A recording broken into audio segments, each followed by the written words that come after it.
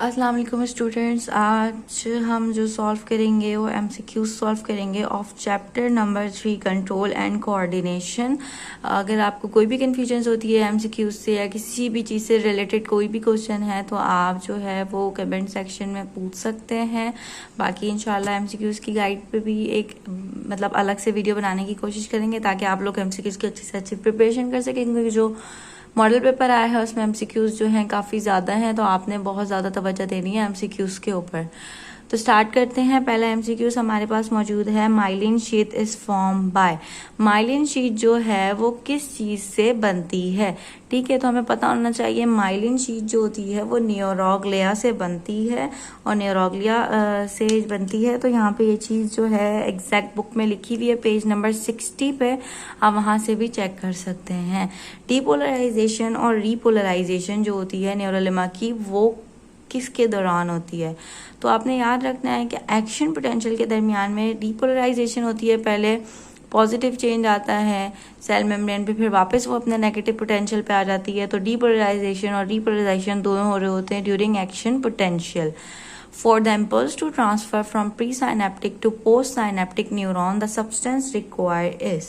अब क्या होता है कि एक्सॉन होता है, मतलब एक हमने पढ़ा है न्यूरॉन का स्ट्रक्चर, न्यूरॉन में सेल बॉडी होती है, एक्सॉन निकल रहा होता है उसमें से। तो एक्सॉन का जो टर्मिनल पार्ट होता है वो, और यहाँ से दूसरा जो स्टार्ट हो रहा होता है न्यूरॉन के बीच का हिस्सा एक साइनेप्टिक क्लेफ्ट कहलाता है, ये प्री साइनेप्टिक, और ये पोस्ट साइनेप्टिक न्यूरॉन कहलाता है। ठीक है, तो वो यही कह रहे हैं कि इम्पल्स जो ट्रांसफर होती है प्री साइनेप्टिक से पोस्ट साइनेप्टिक न्यूरॉन्स तक, तो हमें कौन सी चीज़ चाहिए होती है? कैल्शियम, हमने याद रखना है। उसके बाद हमारे पास रहता है हाइपोथैलेमस। उसके बाद जो है हमने पढ़ लिया है कि कैल्शियम करवा रहा होता है, यानी कि इनका जो ट्रांसफर होता है उसके लिए कैल्शियम रिक्वायर होता है। कैल्शियम जाता है, बाद में वो न्यूरोट्रांसमीटर रिलीज होते हैं, देन वो इम्पल्स जो है यहाँ से यहाँ ट्रांसफर होती है। हाइपोथैलेमस, अमाइगडाला एंड हिप्पोकैम्पस जो है किस चीज़ के पार्ट होते हैं? ये आपने याद रखना है, सिंपल। ये बुक में ये भी बात लिखी हुई है कि ये होते हैं लिम्बिक सिस्टम के पार्ट। लिम्बिक सिस्टम में कौन कौन से पार्ट पाए जाते हैं? इस तरह से आपको दूसरी चीज़ों के भी पार्ट याद रखना है, क्योंकि कुछ भी एमसीक्यूज में पूछा जा सकता है। तो हाइपोथैलेमस, अमाइगडाला एंड हिप्पोकैम्पस जो हैं वो लिम्बिक सिस्टम में होते हैं। अब उसके बाद नेक्स्ट हमारे पास है कि ब्रेन स्टेम में कौन कौन सी चीज़ें होती हैं। तो मैं देख रही थी कि यहाँ पे कोई भी बिल्कुल करेक्ट ऑप्शन जो है वो मौजूद नहीं है, क्योंकि जो करेक्ट ऑप्शन है मैं बुक से देख रही थी कि ब्रेन स्टेम में हमें पता है हमारे पास क्या क्या होता है। मिड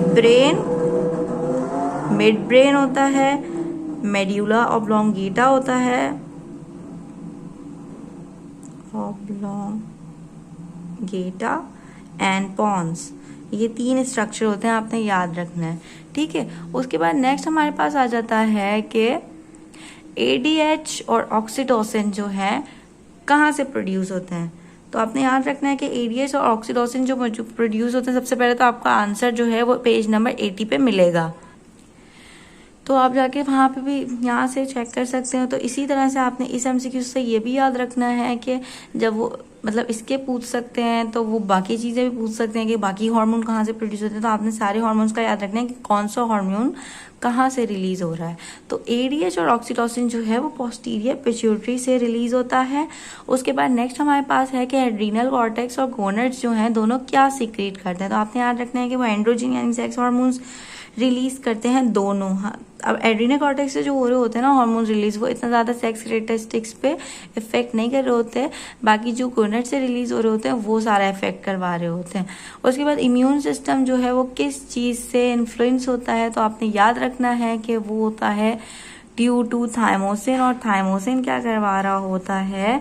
थाइमोसिन जो है मैच्योरेशन ऑफ टी सेल्स करवा रहा होता है। जब वो थाइमस से बाहर आते हैं तो उनकी मैच्योरेशन और डिफ्रेंसिएशन कराने में जो सेल मदद करते हैं वो होते हैं थाइम जो इन हार्मोन काम करवाता है, उसे हम कहते हैं थाइमोसिन। उसके बाद हमारे पास है नी जर्क। नी जर्क जो है किस चीज़ की एग्जाम्पल है? रिफ्लेक्स की। बेसिकली रिफ्लेक्स वो होते हैं क्विक रिस्पॉन्सेज होते हैं नर्वस सिस्टम के किसी भी चीज़ के रिजल्ट में। फॉर एग्जांपल हमने किसी हॉट टेम्परेचर को टच किया, फ़ौरन से हमें फील हो गया, हमारे सिग्नल गए ब्रेन में कि ये भाई हॉट ऑब्जेक्ट है, इससे इंजरी हो जाएगी, हमने फ़ौरन से हटा लिया। ये नी जर्क हो गया, और इसी तरह सॉरी ये रिफ्लेक्स हो गया। बाकी नी पे अगर हम कोई भी चीज़ हल्के से मारें तो फ़ौरन हमारी टांग इस तरह से हो जाती है, तो उस चीज़ को भी रिस्पॉन्स को हम कहते हैं नी जर्क, यानी ये भी एक रिफ्लेक्स एक्शन है। बाकी हमारी ब्लिंकिंग ऑफ आई, जब हमारी आँख में मट्टी वगैरह जाती है तो हमारी आँख फ़ौरन से ब्लिंक करना स्टार्ट कर देते हैं, उस रिस्पॉन्स को भी हम कहते हैं रिफ्लेक्स। तो यहाँ पे जो चैप्टर 3 के न्यूमेरिकल MCQs हमारे कंप्लीट हो जाते हैं। अगर आपको कोई भी कन्फ्यूजन हो तो आप पूछ सकते हैं। Thank you.